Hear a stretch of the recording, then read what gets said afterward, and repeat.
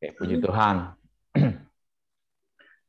Bapak, Ibu, Saudara yang dikasihi oleh Tuhan, kita sungguh bersyukur kalau kita masih ada sampai hari ini. Saya percaya semua karena kasih Tuhan. Semua karena kebaikan Tuhan. Ya. Oleh sebab itu, Saudara, kita sungguh bersyukur ya buat anugerah yang besar ini. Amin. Bapak, Ibu, Saudaraku yang dikasihi oleh Tuhan, tidak terasa kita sudah di bulan Juli. Ya. Sebentar lagi sudah Desember. Waktu begitu cepat berlalu. Bapak Ibu, bulan yang lalu kita diberi tema hidup berarti dan maksimal. Entah kenapa bulan ini Tuhan juga mau supaya kita itu hidup maksimal di dalam Kristus. Makanya tema bulan ini, Saudara, menjadi maksimal di dalam Kristus. Sama-sama bilang, menjadi maksimal di dalam Kristus. Saudara, kalau sesuatu yang diulang-ulang, Saudara, itu adalah sesuatu yang penting. Dan entah kenapa bulan ini Tuhan juga menaruh dalam setiap kita, mengingatkan setiap kita supaya hidup kita ini menjadi maksimal. Bulan lalu dia juga kasih tema supaya hidup kita ini berarti, supaya hidup kita ini maksimal. Bulan ini Tuhan lagi mau supaya kita tetap merenungkan bagaimana supaya kita menjadi maksimal di dalam Kristus. Maksimal di dalam Tuhan. Bapak, Ibu, Saudaraku yang dikasihi oleh Tuhan, saya waktu merenungkan tema ini, Saudara, lalu saya mulai merenungkan tentang situasi hari-hari ini. Ya, cukup memprihatinkan. Keadaan kita hari-hari ini tidak sama dengan 5 tahun yang lalu, dengan beberapa tahun yang lalu. Kalau beberapa tahun yang lalu kita masih bebas berkumpul, masih bebas bersalaman, berpelukan, cipika kiri, cipika kanan, ya. Tapi hari-hari ini kita dibatasi. Bapak, Ibu, Saudaraku yang dikasihi oleh Tuhan, mau berkunjung ke rumah sahabat, ke rumah orang tua, ke rumah keluarga, semua orang menjadi takut menerima kita. Jangan-jangan membawa virus. Ketakutan mulai mengintimidasi banyak anak-anak Tuhan. Mau ke rumah tetangga nggak bisa. Dulu sering ketemu, sering ngobrol, duduk sama. Sekarang mana bisa? Masing-masing kunci rumahnya.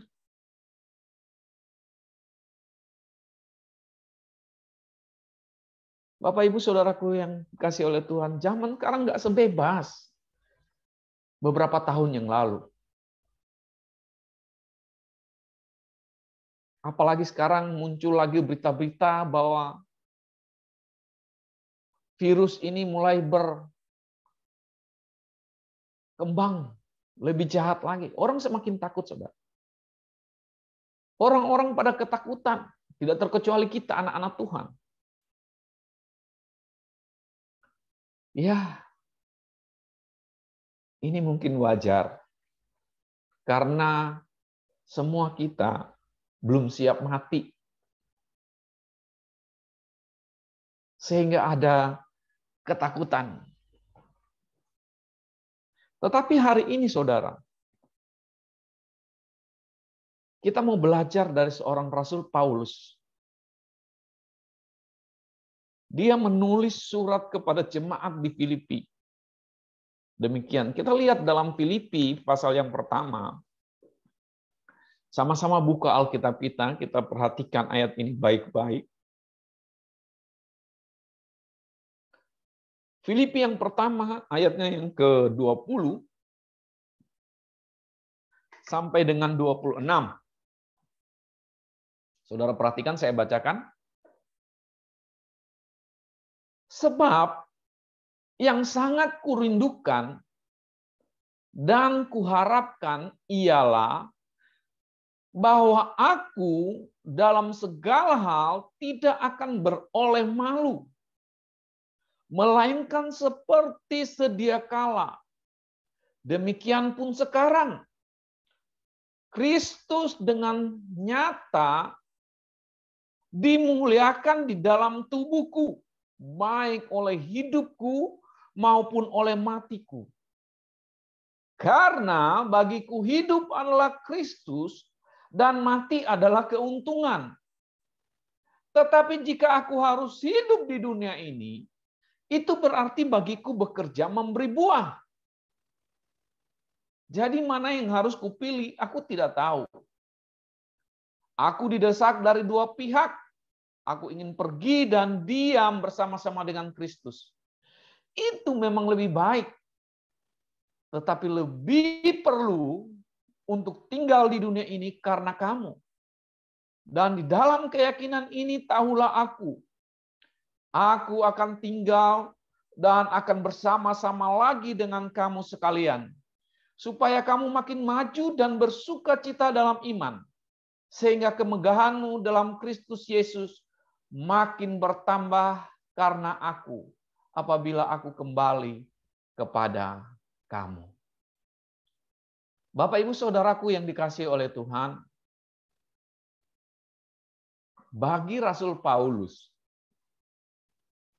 mati bukanlah sesuatu yang perlu ditakutkan.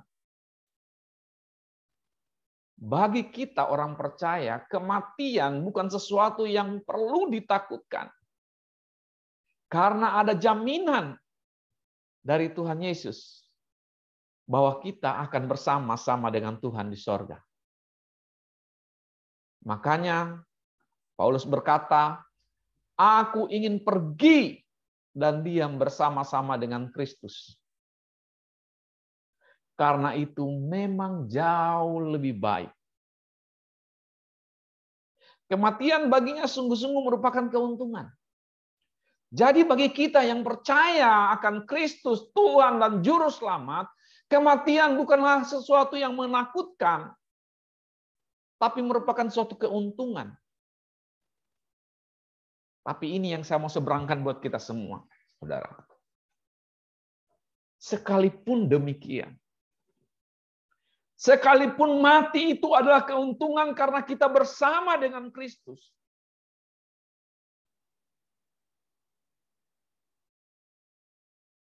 Rasul Paulus, jika dia harus memilih, dia akan memilih hidup di dunia ini. Dia akan memilih hidup lebih lama lagi di dunia ini. Karena dia punya tujuan. Karena dia punya maksud. Dia ingin hidup lebih lama lagi tinggal di dunia ini karena dikatakan kamu. Kita harus garis bawahi. Dia ingin tinggal di dunia ini karena kamu. Siapa itu? Kita garis bawahi ini karena kamu, saudara. Sekalipun dia ingin bersama dengan Kristus, tapi dia berkata, dia ingin tinggal lebih lama. Untuk tinggal di dalam dunia ini. Karena kamu. Karena jemaat Filipi. Karena ada orang-orang yang membutuhkan. Jika saya boleh sederhanakan. Maksud Rasul Paulus. Mengapa dia lebih memilih untuk hidup lebih lama. Padahal mati baginya adalah suatu keuntungan. Penyebabnya bukan Rasul Paulus ingin menikmati keindahan dunia ini. Bukan.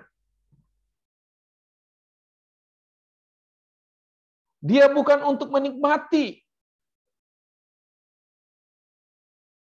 Tetapi saudara, jika dia masih boleh hidup,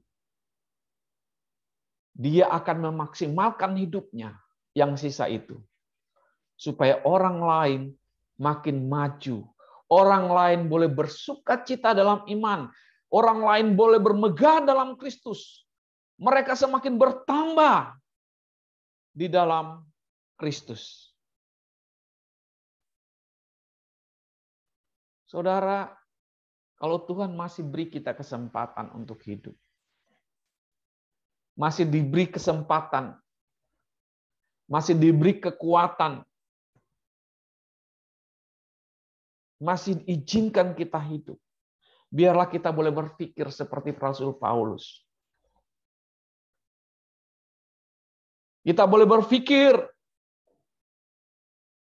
bahwa supaya orang lain makin maju. Orang lain boleh bersukacita dalam iman. Mereka boleh bermegah dalam kemegahan Kristus. Itu yang dia inginkan. Jadi bukan dia ingin hidup di dunia ini hanya sekedar hidup dan menikmati dunia. Karena baginya di sorga itu lebih enak, lebih nyaman. Tapi kalau diberi kesempatan untuk hidup di dunia ini, saudara, dia mau supaya orang lain makin maju. Orang lain boleh bersukacita dalam iman. Boleh mengenal Kristus. Dan mereka boleh bermegah karena Kristus. Saudara, mari kita renungkan hari-hari ini. Kita yang masih diberi kesempatan untuk hidup. Kita yang masih diberi kesempatan di dunia ini. Apakah kita pernah berpikir bagaimana supaya orang lain maksimal hidupnya di dalam Kristus? Apakah kita masih berpikir supaya orang lain kita dorong dan semakin maju hidupnya, semakin menjadi berkat, semakin dipakai Tuhan, sehingga mereka juga bisa sama seperti kita bermegah dalam Kristus. Ada banyak orang hari-hari ini fokus pada diri sendiri, saudara. Gak mau bergaul lagi.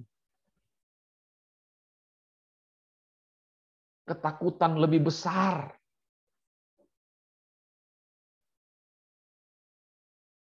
daripada kasih Allah yang dirasakan.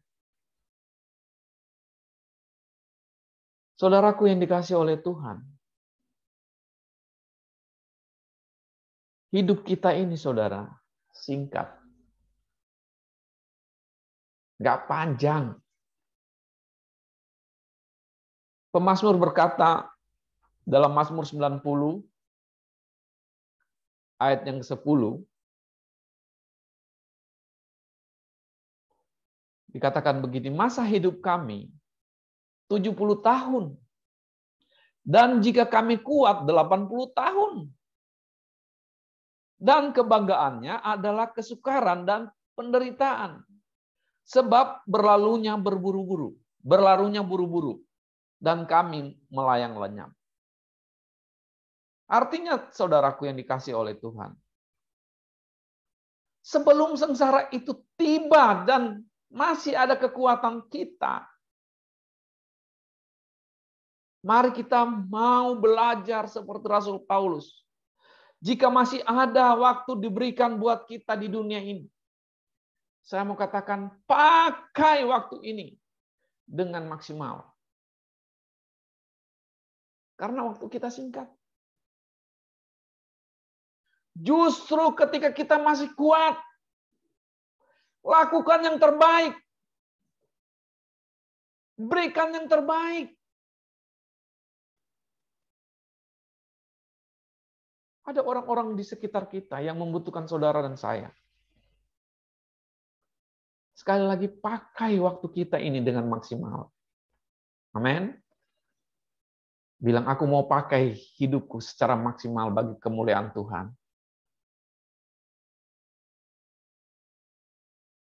Ya, karena kalau kita tidak melakukan apa-apa, kalau kita hanya pakai hidup kita untuk kesenangan diri kita sendiri, Rasul Paulus lebih baik memilih mati dan pulang ke rumah Bapa. Artinya kalau kita hanya hidup bagi diri sendiri, hidup fokus untuk kepentingan kita sendiri, kita nggak maksimal. Bukan itu yang Tuhan mau dalam hidup kita. Kalau kita hanya fokus untuk kepentingan diri kita sendiri, lebih baik kita pulang ke rumah Bapa, jauh lebih baik daripada kita masih hidup di dunia ini. Rasul Paulus mau tinggal di dunia ini karena kamu, karena jemaat Filipi yang dia kasihi, karena dia ingin melihat pertumbuhan yang maksimal dari mereka, karena dia ingin orang semakin maju di dalam Tuhan, supaya mereka dapat juga bermegah di dalam Tuhan. Bapak, Ibu, Saudara yang dikasihi oleh Tuhan, mari kita renungkan hari-hari ini. Ada banyak orang lebih takut coronavirus daripada dosa.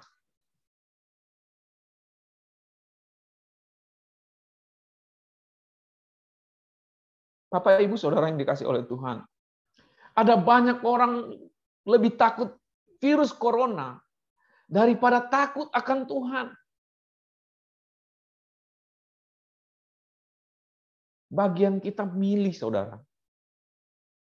Apa kita mau diintimidasi oleh virus ini yang terus berkembang? Atau kita mau lebih takut kepada Tuhan?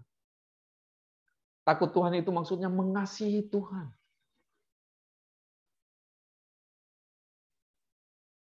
Saya bukan bilang bahwa, kita enggak usah peduli sama dengan itu, enggak usah. Enggak, saudara. Tetap gunakan protokol kesehatan. Pakai masker, cuci tangan. Tapi jangan sampai kita takut berlebihan dibanding kita takut akan Tuhan. Takut Tuhan itu maksudnya mengasihi Tuhan. Orang yang mengasihi Tuhan itu mau melakukan apa yang Tuhan mau dalam hidupnya. Seperti Rasul Paulus. Dia tidak takut soal kematian. Tapi kalau dia boleh milih, dia mau hidup supaya orang lain mengenal Kristus. Supaya orang lain boleh bermegah di dalam Kristus. Supaya orang semakin bertambah di dalam Kristus. Biarlah kita juga, saudara yang dikasihi oleh Tuhan. Mari hari-hari ini. Bukan cuma saudara, saya juga merenungkan hal ini, saudara. Dan saya percaya, tema kita yang bicara 2 bulan ini berturut-turut tentang maksimal. Itu bukan kebetulan. Tapi sungguh-sungguh Tuhan mau bicara dalam hidup kita sebagai anak-anaknya yang dikasihi. Supaya kita memaksimalkan semua potensi yang ada dalam hidup kita. Kita saling bersinergi satu dengan yang lain. Saling mendoakan, saling mendukung, saling mengasihi satu dengan yang lain. Supaya kemajuan kita di dalam Tuhan semakin nyata. Orang bisa melihat Kristus dalam hidup kita. Amin, saudara. Biarlah hidup kita ini, yang masih sisa ini. Kalau Alkitab bilang 70 tahun, 80 tahun kemegahannya hanya penderitaan, siksaan. Justru ketika kita masih diberi kesempatan kekuatan. kita mau pakai buat Tuhan. Amin. Seperti pujian kita tadi, kalau ku hidup bagimu. Dunia tak bisa menjauhkan kita dari kasih Kristus. Orang yang merenungkan kasih Kristus begitu besar dalam hidupnya, pasti akan berbuat sesuatu bagi kemuliaan nama Tuhan.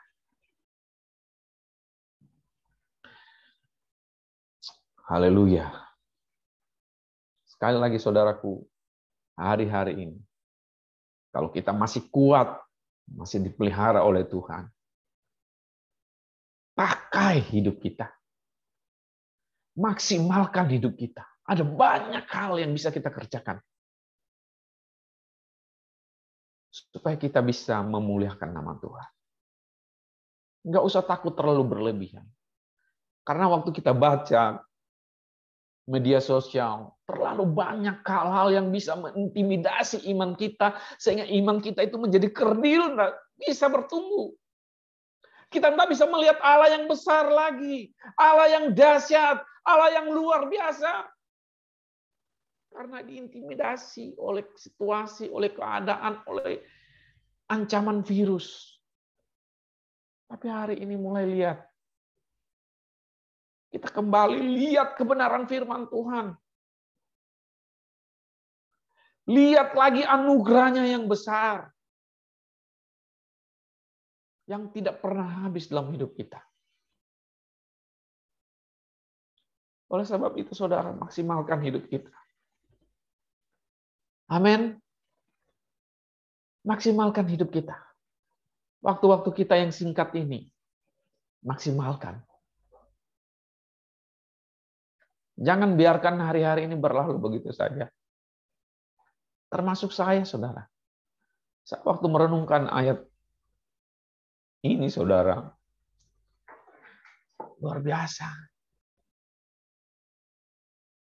Rasul Paulus luar biasa. Seluruh hidupnya dia dedikasikan untuk Tuhan. Pertanyaan mungkin buat kita, berapa persen sih hidup kita ini kita sudah dedikasikan buat Tuhan?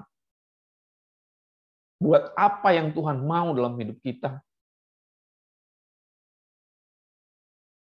Setiap kita sudah diberikan talenta dalam setiap kita masing-masing.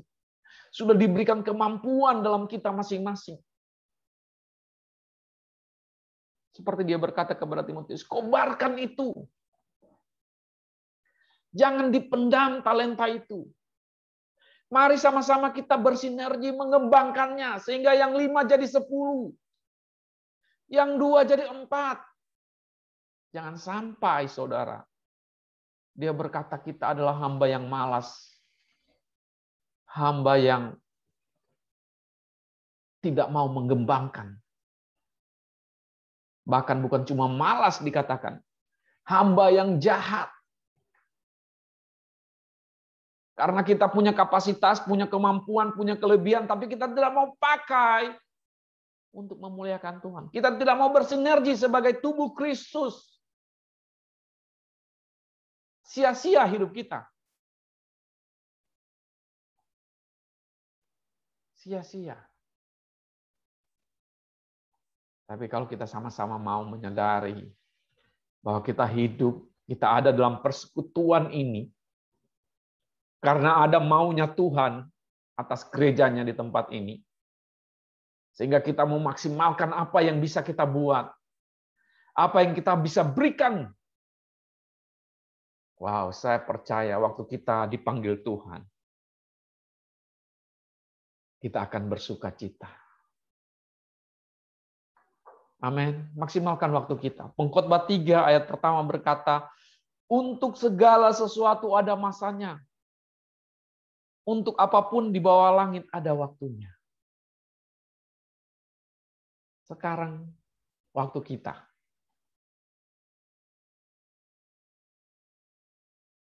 Jangan tunggu lagi. Sekarang waktu kita. Yang kemarin sudah berlalu. Nggak ada lagi. Kita mau menyesali, nggak ada gunanya. Tapi hari ini dan ke depan, apa yang bisa kita berikan untuk Tuhan? Kenapa, saudara? Karena penting sekali kita merenungkan hal ini. Wahyu 22 ayat 11 berkata begini, saudara.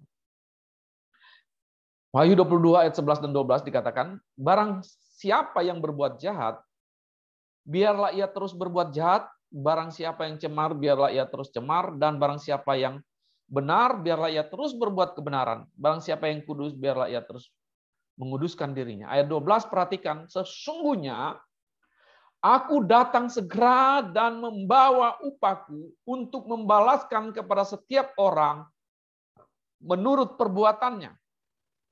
13, aku adalah Alfa dan Omega, yang pertama dan terkemudian, yang awal dan akhir. Sesungguhnya aku datang segera dan aku membawa upahku untuk membalaskan kepada setiap orang menurut perbuatannya. Bapak, Ibu, Saudara yang dikasihi oleh Tuhan. Tuhan akan membalas. Tuhan akan membawa upah. Tuhan akan memberikan upah bagi kita menurut perbuatan kita.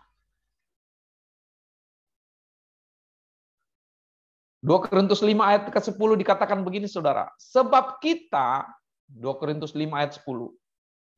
Sebab kita semua harus menghadap takhta pengadilan Kristus. Semua kita akan menghadap takhta pengadilan Kristus. Sekali lagi, ini bukan bicara tentang bagaimana kita akan diadili masuk surga atau neraka. Tapi supaya setiap orang memperoleh apa yang patut diterimanya sesuai dengan yang dilakukannya dalam hidupnya ini. Baik ataupun jahat. Saudara yang dikasihi oleh Tuhan, ketika kita masih kuat, jangan sia-siakan kekuatan kita. Yang masih muda-muda, yuk masih bisa pakai hidup kita, maksimalkan. Belajar, termasuk saya. Terus belajar, saudara. Terus berusaha untuk maksimal hidup ini. Kenapa? Karena kita akan membawa perbuatan kita itu yang menyertai kita masuk kubur nanti. Kalau kita cuma santai-santai, kita membiarkan kapasitas yang Tuhan sudah berikan dalam hidup kita, kemampuan yang ada dalam hidup kita. Jangan-jangan nanti kita akan mendengar Tuhan bilang, hai hambaku yang malas, hai hambaku yang jahat. Saya berdoa semoga hal itu tidak terjadi dalam hidup kita. Tapi kita mau dengar Tuhan berkata, hai hambaku yang baik dan setia, masuklah dalam kebahagiaan Tuhan. Kenapa? Karena kita mengembangkan apa yang Tuhan percayakan dalam hidup kita. Kita berbeda, saudara, satu dengan yang lain. Saya tidak bisa melakukan apa yang Pak Gembala lakukan. Saya tidak bisa melakukan apa yang Pak Gatot lakukan. Saya tidak bisa melakukan apa yang Ana lakukan. Saya tidak bisa lakukan apa yang saudara semua lakukan. Saya hanya bisa melakukan apa yang Tuhan bisa percayakan dalam hidup saya. Supaya apa, saudara? Supaya kita bersinergi. Satu dengan yang lain. Bukan supaya kita jadi hebat dan terkenal. Tapi satu tujuan kita. Supaya nama Tuhan dipermuliakan. Supaya orang melihat kita, mereka boleh bermegah di dalam Kristus. Supaya mereka makin bertumbuh mengenal Kristus. Tuhan mau, sekali lagi Tuhan mau, supaya kita ini maksimal. Makanya 2 bulan ini berturut-turut Kalau saya pribadi percaya, ini maunya Tuhan buat setiap kita. Di tengah-tengah situasi, kondisi seperti ini yang menekan kita. Sehingga kita lebih peduli pada keluarga kita. Kita berdiam diri di rumah, tidak melakukan apa-apa. Tapi hari ini, kita mari sama-sama percayakan hidup kita pada Tuhan. Kita gunakan protokol kesehatan karena anjuran pemerintah juga. Kalau kita sudah berjaga-jaga, sudah pakai masker, sudah cuci tangan, sudah semua kita lakukan. Tapi kalaupun kita kena, tetap percaya. Ada mujizat Tuhan.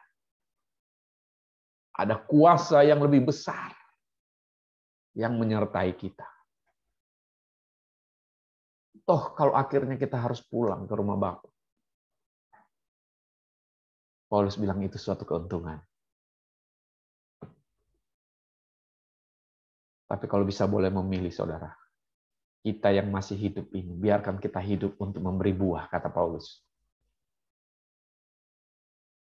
Kalau aku tinggal di dunia ini, aku harus hidup memberi buah. Tentu buah-buah yang baik, buah-buah yang menyenangkan hati Tuhan.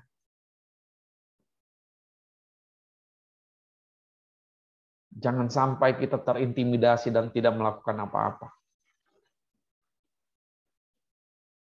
Dalam 1 Korintus 15 ayat yang ke-57 dan 58, saudara, mari kita lihat sama-sama. Ini yang menjadi poin saya pada pagi hari ini, saudara. 1 Korintus 15 ayat 57 dan 58 dikatakan begini, saudara.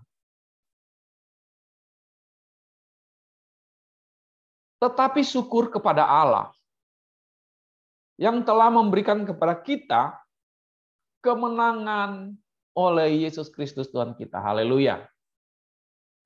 Ayat 58, karena itu saudara-saudaraku yang kekasih, berdirilah teguh dan jangan goyah. Giatlah selalu dalam pekerjaan Tuhan, sebab kamu tahu bahwa dalam persekutuan dengan Tuhan, jerih payahmu tidak sia-sia. Saudaraku yang dikasih oleh Tuhan, dikatakan tetapi syukur kepada Allah yang telah memberikan kepada kita kemenangan oleh Yesus Kristus. Syukur kepada Allah yang telah memberikan kemenangan kepada kita oleh Yesus Kristus, Tuhan kita. Bapak, Ibu, saudaraku yang dikasih oleh Tuhan, ini perlu kita sadari bahwa kemenangan itu sudah diberikan oleh Tuhan buat setiap kita. Jangan lagi mau diintimidasi. Jangan mau lagi kita kalah. Tapi kita harus menang. Karena kemenangan itu sudah diberikan buat setiap kita. Masalahnya kita kena tipu seringkali. Seringkali kita terintimidasi dengan situasi, dengan keadaan yang kita lihat dengan mata. Hari ini buka mata kita lebar-lebar. Buka mata rohani kita lebar-lebar. Lihat perkenanan Tuhan. Lihat kemurahan Tuhan. Lihat kemenangan yang Dia sudah berikan dalam hidup kita.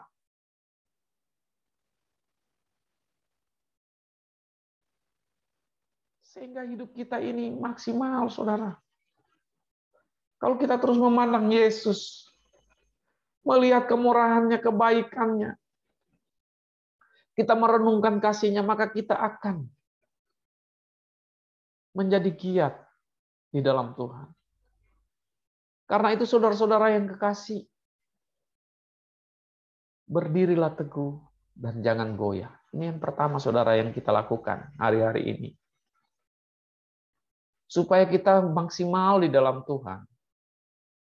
Berdirilah teguh dan jangan goyah. Sama-sama bilang, berdirilah teguh dan jangan goyah. Bapak, Ibu, saudara yang dikasih oleh Tuhan. Ada banyak yang akan mengintimidasi kita. Apakah itu virus? Apakah itu pekerjaan kita? Apakah itu keadaan rumah tangga kita? Ekonomi kita? Firman Tuhan hari ini bilang, berdiri teguh. Percaya pada Kristus. Lihat kemurahannya. Lihat kebaikannya. Jangan mau digoyangkan. Jangan mau digeser oleh apapun. Tetaplah percaya. Tetaplah percaya. Mujizat itu masih ada. Amin. Kuasanya masih bekerja sampai hari ini. Jangan biarkan iman kita itu goncang. Kenapa kita harus berdiri teguh? Karena waktu-waktu ini, saudara. Karena hari-hari ini. Waktu-waktu ini sukar. Banyak orang ngeluh, banyak orang terpuruk keadaannya, ekonominya gagal, usahanya gagal. Tapi hari ini, saudara, kalau kita masih boleh makan, bersyukurlah sama Tuhan. Lihat kebaikan Tuhan. Berdiri teguh. Kita nggak tahu pandemi ini sampai kapan, nggak tahu kita.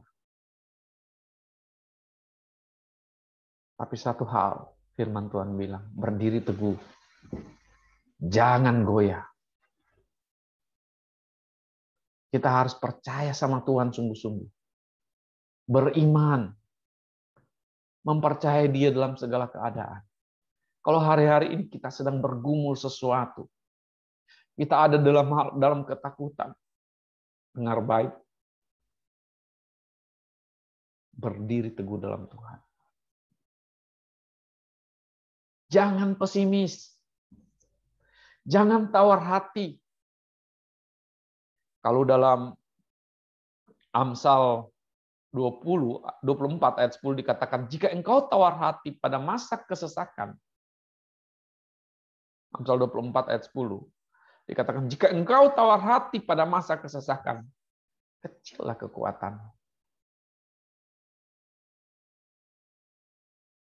Jadi pada masa kesesakan jangan sampai kita tawar hati. Kecil kekuatan kita, makin drop kita. Kemenangan itu sudah diberikan oleh Tuhan. Lihat kemenangan itu. Jangan fokus pada masalah kita, jangan fokus pada keadaan kita. Makin kita fokus pada situasi keadaan yang mengintimidasi kita, makin kecil kekuatan kita. Tapi waktu kita melihat Tuhan yang besar, waktu kita melihat Allah yang dahsyat, maka hati kita akan bangkit. Iman kita akan teguh. Dan kita akan menjadi penerobos. Kita akan jalan terus. Dan Tuhan akan senang. Tuhan akan disenangkan, saudara. Tuhan itu suka lihat anak-anaknya bersuka cita. Makanya dia katakan bersukacitalah dalam Tuhan. Apapun keadaan kita, jangan sampai kita cemas. Jangan sampai kita tawar hati. Jangan sampai kita takut. Kenapa? Karena firman Allah itu ya dan amin. Firman Allah itu tetap untuk selama-lamanya. Dia tidak berubah. Dalam Yesaya 40 ayat 8 dikatakan, rumput menjadi kering, bunga menjadi layu. Tetapi firman Allah kita tetap untuk selama-lamanya. Haleluya. Beri kemuliaan dulu buat Tuhan kita. Haleluya. Firman Allah kita itu tetap untuk selama-lamanya. Dia tak pernah gagal. Dia tak pernah tidak menepati janjinya. Dan janjinya itu ya dan amin. Bagi orang yang percaya, garis bawahi ini, bagi orang yang percaya, bukan bagi orang yang bimbang. Bagi orang yang percaya. Mujizat masih ada.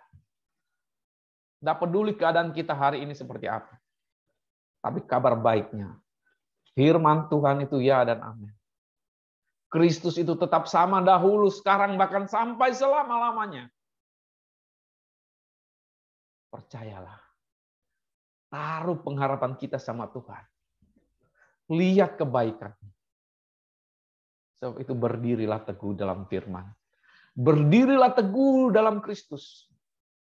Supaya engkau bisa melihat kemuliaan Tuhan. Sebab tidak ada yang mustahil bagi Tuhan. Dan tidak ada yang mustahil bagi orang yang percaya kepada Dia. Orang yang percaya kepada Tuhan tidak akan dipermalukan. Amin, saudara. Ini janji Tuhan dalam hidup kita. Jangan takut. Jangan khawatir. 1 Petrus 5 ayat 6 dikatakan begini, saudara.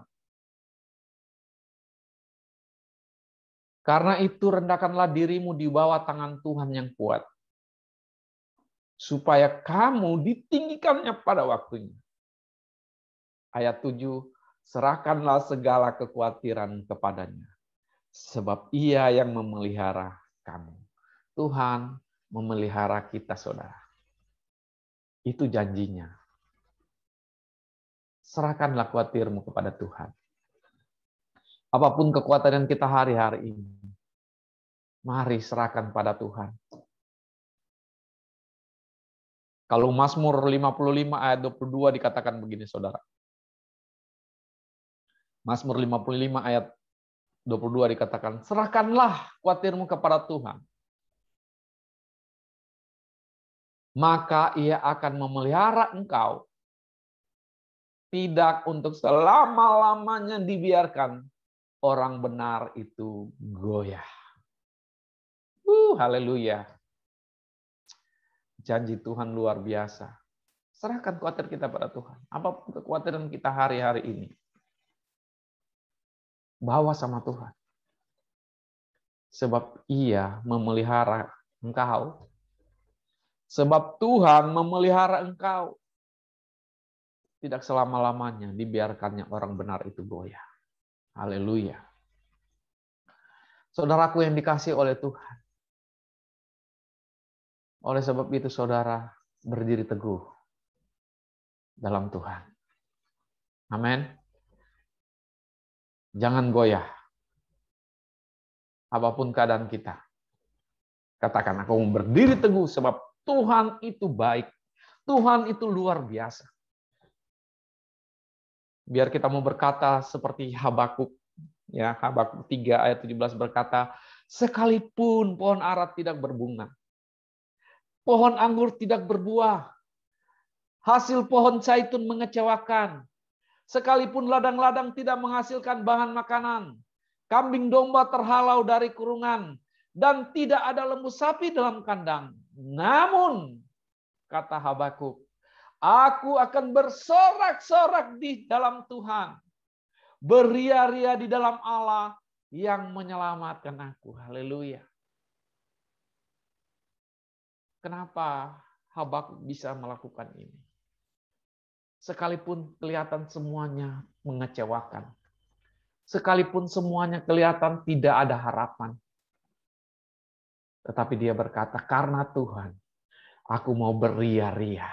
Aku mau bersorak-sorak. Aku mau memuji, memuliakan Tuhan. Sebab Tuhan baik. Bahwasanya kasih setianya untuk selama-lamanya. Haleluya. Jangan pernah khawatir lagi, saudara. Berdiri teguh. Berdiri teguh. Sama-sama kita belajar berdiri teguh. Kalau Mazmur Asaf bilang begini, saudara. Mazmur 73 ayat 26. Sekalipun dagingku dan hatiku habis lenyap, gunung batuku dan bagianku tetap Allah selama-lamanya. Ini ada lagunya, ada pujian. Sekalipun dagingku dan hatiku habis lenyap, gunung batuku dan bagianku tetaplah Allah selama-lamanya. Haleluya. Saudara yang dikasihi oleh Tuhan, Dia Allah Immanuel. Allah yang menyertai kita. Amin. Makanya berdiri teguh. Hidup maksimal. Gunakan waktu-waktu hari-hari ini. Kita bersinergi satu dengan yang lain. Kemampuan kita tidak seberapa. Tapi kalau kita bersinergi dengan yang lain, kita boleh menutupi kekurangan orang lain. Maka kita menjadi satu kekuatan yang besar. Dan nama Tuhan dipermuliakan lewat kehidupan kita. Yang kedua, saudara, karena waktu kita singkat, giatlah selalu dalam pekerjaan Tuhan. Yang pertama, berdiri teguh. Jangan goyah. Yang kedua, giat selalu dalam pekerjaan Tuhan. Sama-sama bilang, aku mau giat selalu dalam pekerjaan Tuhan. Ya, kenapa waktu kita ini singkat, saudara? Perbuatan kita ini akan menyertai kita nanti. Ada orang berkata, kalau kita mati, tidak ada satupun yang kita bisa bawa ke dalam kuburan. Itu betul. Justru kita masih hidup ini. Tuhan Yesus bilang, taruh. Isi lumbung-lumbung di sorga. Bawa persembahan ke rumah Tuhan. Taruh di sorga. Karena di sorga ngengat dan karat tidak akan merusakkannya. Perbuatan baik yang kita lakukan. Ada banyak, saudara. Memberi. Saudara, waktu kita memberi, bukan kita sedang kasih ke penggembala. Memang penggembala yang terima mungkin, gereja yang terima mungkin. Tapi saudara, itu kita sedang menaruh harta kita di sorga. Itu yang akan menyertai kita nanti sampai kepada Bapa di sorga. Hanya itu, saudara. Perbuatan jahat juga itu menyertai kita. Makanya kita harus berbuat baik sebanyak-banyaknya. Taruh harta kita itu di sorga, kata Tuhan. Giat selalu dalam pekerjaan Tuhan. Saya sekarang aja sudah rasa kekuatan saya jauh sekali ketika saya masih umur 30-an. Sekarang aduh, bongkok-bongkok sedikit, rasa pinggang sudah sakit. Jalan sedikit, sudah capek.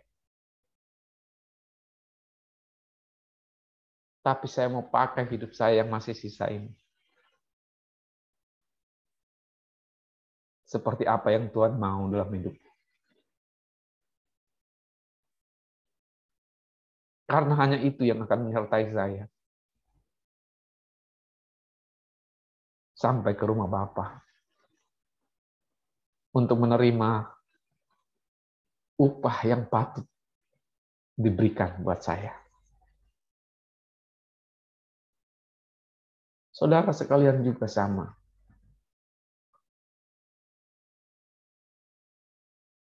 Pakai hidup kita, giat selalu.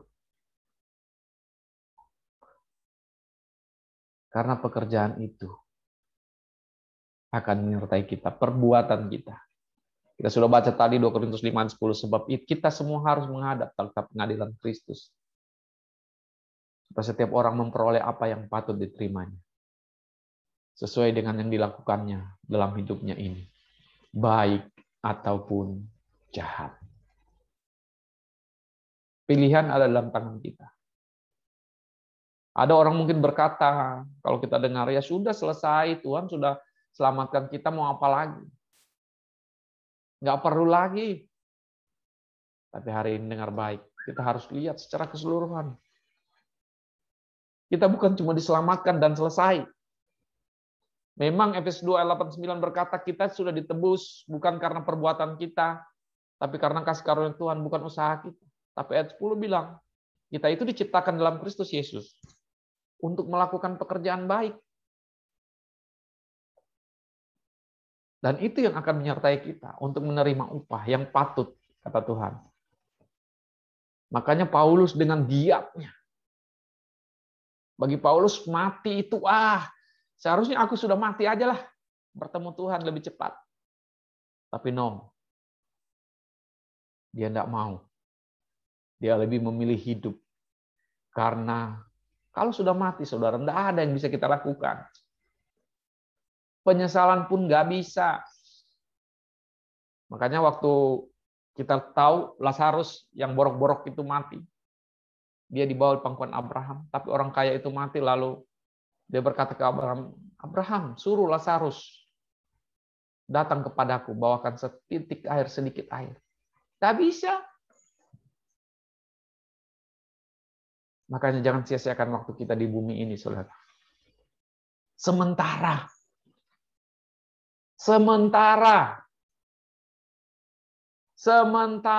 waktu kita ini.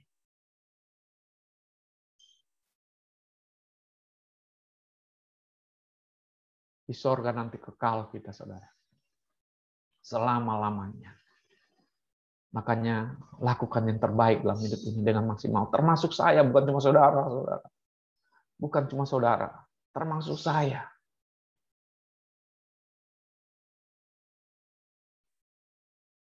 Lakukan yang terbaik. Giat selalu dalam pekerjaan Tuhan. Saudara, kalau kita lihat ya, di dalam gereja mula-mula ada 3 hal yang mereka lakukan, saudara. Yaitu apa? Bersekutu. Mereka giat bersekutu. Tiap-tiap hari mereka berkumpul, memecah roti bersama-sama. Kita nggak tiap-tiap hari. Minggu, Selasa, Rabu doa malam, 3 hari aja. 3 kali aja, 2 jam aja. Kadang-kadang. Tapi banyak orang yang nggak mau mengikuti.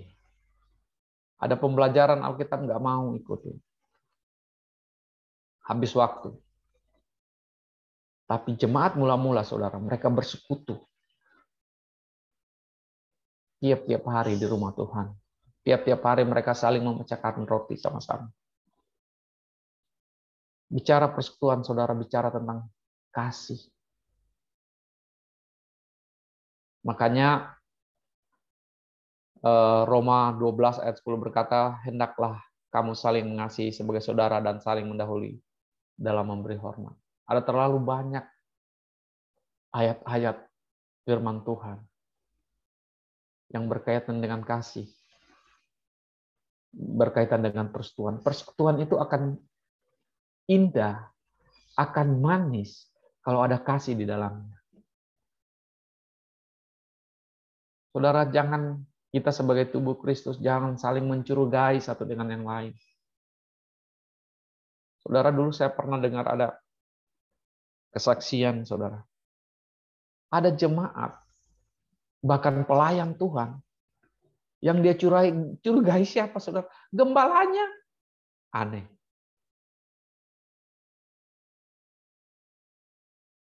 Jangan saling mencurigai, tapi mari kita saling mempererat persekutuan kita dalam kasih. Saling mengasihi, saling mendoakan satu dengan yang lain, saling mendukung satu dengan yang lain. Lalu yang kedua, apa yang mereka lakukan, saudara? Mereka bersaksi. Rasul-rasul itu bersaksi kemana-mana, memberitakan kabar baik. Dan Tuhan mau kita juga bersaksi, saudara. Memberitakan kabar baik buat orang lain. Jangan sampai kabar baik itu kita simpan sendiri. Ya, yang penting saya sudah selamat, sudah. No. Makanya di Yohanes 15 ayat 26 dikatakan begini. Jikalau penghibur yang akan kuutus dari Bapa datang, yaitu roh kebenaran yang keluar dari Bapa, ia akan bersaksi tentang aku. Ayat yang 27 dikatakan, tetapi kamu juga harus bersaksi, karena kamu dari semula bersama-sama dengan aku. Saudara, kita juga harus bersaksi. Waktu Yesus naik ke sorga, dia beri perintah, pergi beritakanlah Injil kepada segala makhluk, yang menerima akan diselamatkan. Mereka bersaksi, memberitakan kabar baik. Itu yang mereka lakukan jemaat mula-mula. Dan yang terakhir yang mereka lakukan adalah apa? Mereka melayani. Memberi diri melayani.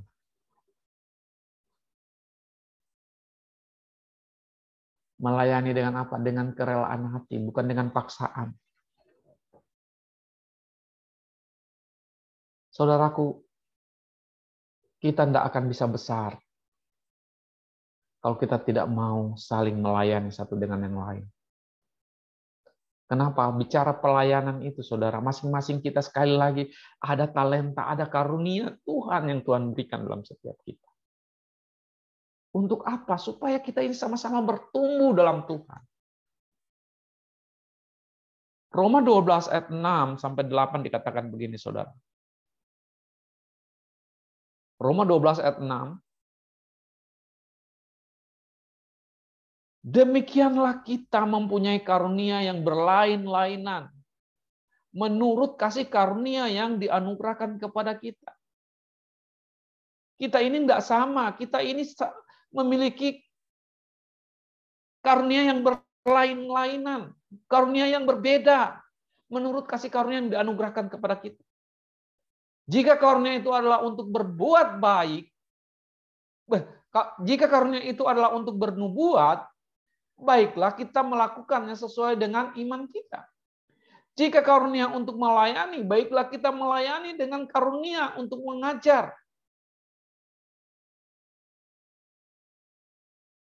Jika karunia untuk melayani, baiklah kita melayani. Jika karunia untuk mengajar, baiklah kita mengajar. Jika karunia untuk menasihati, baiklah kita menasihati. Siapa yang membagi-bagikan sesuatu, hendaklah ia melakukannya dengan hati yang ikhlas. Siapa yang memberi pimpinan, hendaklah ia melakukannya dengan rajin. Siapa yang menunjukkan kemurahan, hendaklah ia melakukannya dengan sukacita. Ini prinsip melayani, saudara. Jadi makanya saya bilang, kalau ada di antara kita sebagai keluarga Allah yang hidup bersama-sama dalam persekutuan gereja GPA New Life, lalu kita tidak memberikan karunia yang Tuhan percayakan dalam hidup kita, lalu gereja ini menjadi tidak maksimal, ada yang salah dengan hidup kita. Oleh sebab itu, saudara, mari kita sama-sama bersinergi satu dengan yang lain. Kita mau melayani, kita mau bersekutu di dalam Tuhan, kita mau bersaksi, memberitakan kabar baik buat orang lain. Waktu hal ini kita lakukan, sekali lagi, jerih payahmu tidak sia-sia. Amin. Jerih payah kita tidak sia-sia. Mengakhiri sharing saya pada pagi hari ini. Sekali lagi mari, saudaraku, renungkan waktu kita yang ada. Waktu yang singkat ini. Apakah kita mau memberi diri kita sepenuhnya, waktu, pikiran, perasaan kita, buat kemajuan Injil. Buat orang lain bertumbuh mengenal Kristus. Itu yang Tuhan taruh.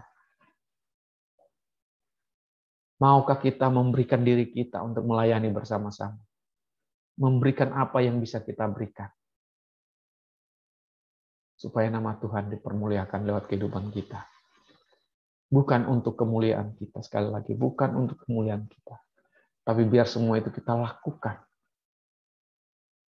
untuk kemuliaan nama Tuhan. Dan waktu kita berpikir untuk kemuliaan nama Tuhan, kita sudah melakukan maksimal dari apa yang kita bisa berikan buat pekerjaan Tuhan. Sekali lagi Alkitab berkata, jerih payahmu tidak sia-sia. Jerih payah kita tidak sia-sia. Tidak ada kita yang tidak diperhitungkan. Tuhan semua memperhitungkan. Sebab jerih payah kita tidak sia-sia. Tuhan Yesus memberkati kita semua. Kiranya firman Tuhan hari ini bisa menjadi perenungan kita. Dan kita makin maksimal dalam Tuhan. Gereja kita semakin bertumbuh. Dan nama Tuhan dipermuliakan. Terpuji nama Tuhan. Saya kembalikan kepada hambanya, Pak Gembala.